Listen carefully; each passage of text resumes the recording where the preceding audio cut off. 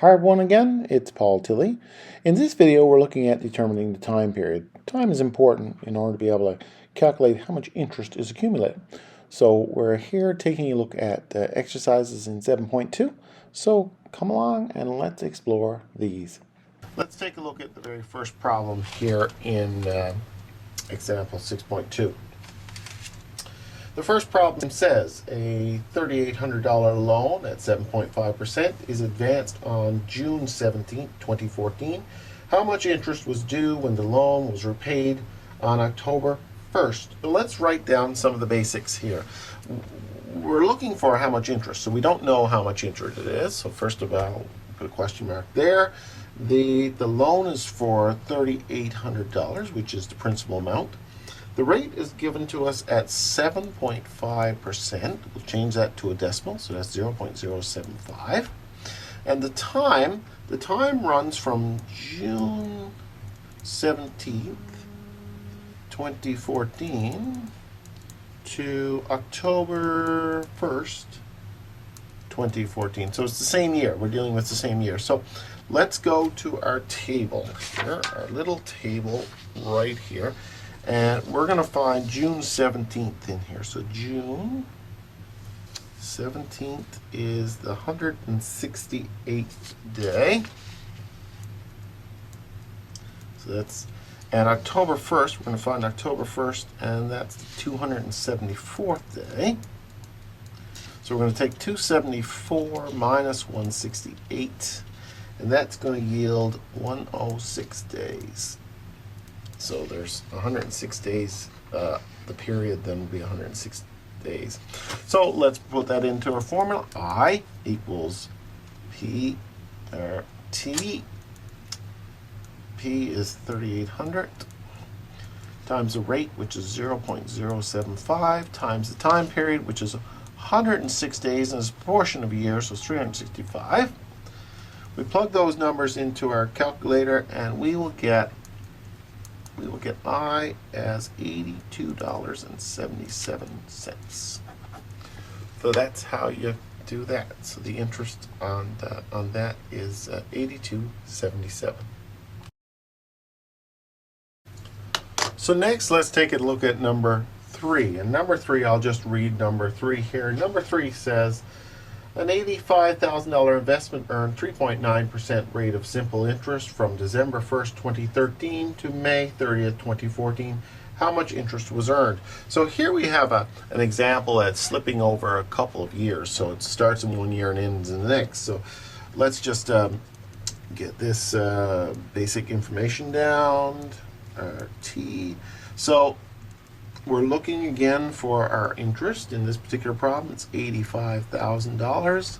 The rate is 3.9%, which converts to a decimal of 0.039. And the time is December 1st, 2013 to May 30th, 2014. Okay, so we got this kind of a 2-year type thing. So the time is really the one to stick out here. So essentially, December 1st to December 31st needs to be considered for year 1. So that's that magic date at the tail end of September. So if we look at our little table again, we go to our little table. I won't do it this time. You will find that is 30 days. Then the May 31st, we have to look at that. So that's January 1, 2014 to May 30th, 2014. And if you go to our little table, you will find that that's 150 days. Taken together then, that's 180 days. So T will be 180 divided by 365. So let's plug that in. I equals P R T. And again, it's $85,000 times the rate, which is 0.039, times 180 divided by 365.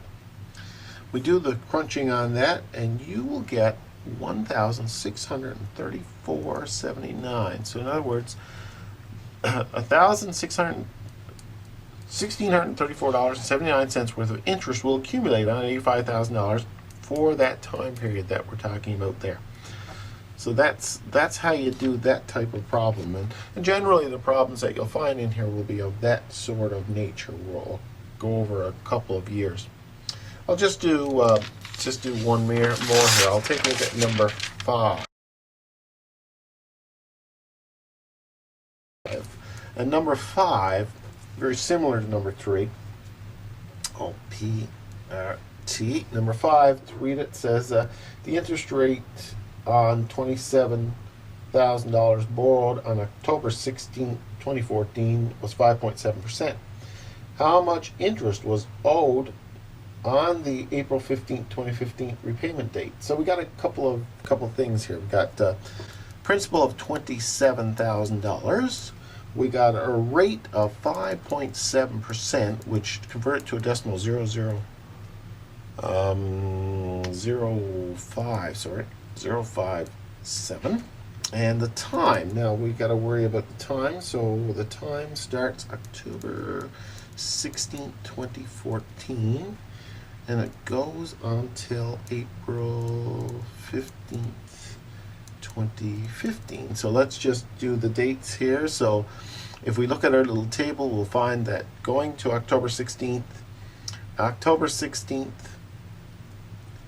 to December 31st is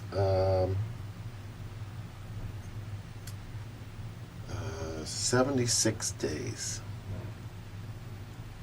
And we know that because it's December 31st is day 365, October 16th is day 289, so that's a total of 76 days. And then we do April 15th, well, that's January 1st, 2015 through to April 15th. So how many days is that? And that comes to, if we look at our table, 105 days. So in total that's 181 days.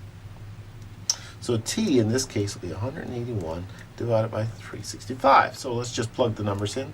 IPRT. I equals the 27,000 times the rate, which is 0.057,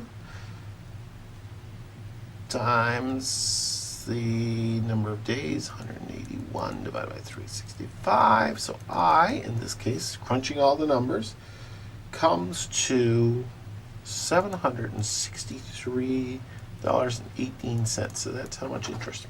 So that's essentially how to do those problems. There's a lot more of them there. They all follow the same type of nature. I'd encourage you to take a look at more. If you have any questions, let me know. Thanks very much.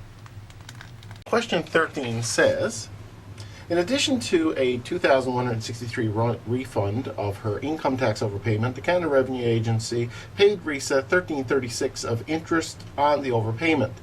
If the simple interest rate paid by Revenue Canada is 5.5%, how many days interest was paid? Well, so here we have the basic information. We have the amount of the refund, we have the amount of interest, we have the rate, and we're looking for days. Well, what you need to recall is the basic equation for interest. Interest is the principal times the rate times the time. Now you'll notice that we have most of these here except for time. So let's just plug in the information here. The interest is $1,336. The principal is the amount owed, 2163, the refund. The rate is 0.055, which is the 5.5% interest, times the time, and we don't know the time. But seeing we have all the rest, we can simply solve for this one. So this is 1336, and we can multiply 2163 and 0.055 together, and we will get 118.97 times time. We take that, we simply divide, in order to get T, we need to take 13 1436 and divide it by 118.97. That means T will come out to be 0.11229. Now you ask, well, what does that mean? Well, that's the proportion of a year. So what we'll do is we'll take the 0.11229 and we'll multiply it by 365, because there's 365 days in a year, and that equates to 41. And 41 means 41 days of interest will be paid. That's how you work out that particular problem. That's how you work out those types of problems. You need to be careful when you get your T to understand what the T means. 0.11 is the percentage of a year. Time is always in relation to the year. So next, let's take a look at number 15. Question 15 says, on June 26, 2013, $1,000 was borrowed at an interest rate of 4.55%. On what date was the loan repaid if it had accrued interest of $11.47? So what we're really looking for, we'll calculate how many days the loan was outstanding. We can calculate that. That will give us the time. And from the time, we can add that time to the original date, and that will give us what we're looking for, what date was the loan repaid. So let's take a look at this. Again, we use the basic formula, I equals P times R times T. In this particular instance, we have the amount of interest, $11.47, given to us. We have the principal amount given to us, $1,000, times the rate. We have the rate given to us, and the rate is 0.0455, times the T, and we don't know what the time is. So again, we'll do a little bit of math on this just to bring that down. So that's 1147. We take the 1,000, divide it by 0.0455, and we will have 45.5 times T. In order to calculate T, then we simply take the 1147 and divide it by 4550, and you will find that that will give us T is 0.25. Now 0.25 in itself doesn't mean anything, but we got to remember that's 25% of a year. 0.25 times 365 days, and that will give us how many days the loan was outstanding. So we take that, and that's 92 days. Now, we're not being asked, so, how many days, I figured that out, but we're being asked on what date was the loan repaid. So what we need to do is take the June 26, 2013, and add to it 92 days.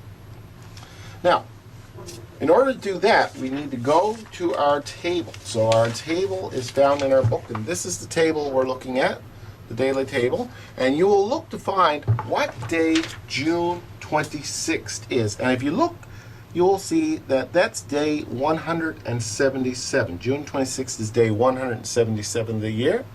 Then we add to that the 92 days that the loan is outstanding, and that will bring us to day 269.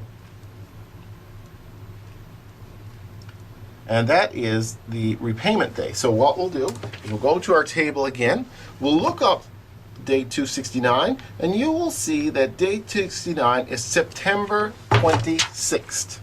So September 26, 2013 is the repayment date. And that's how you do that. Any questions? Let me know.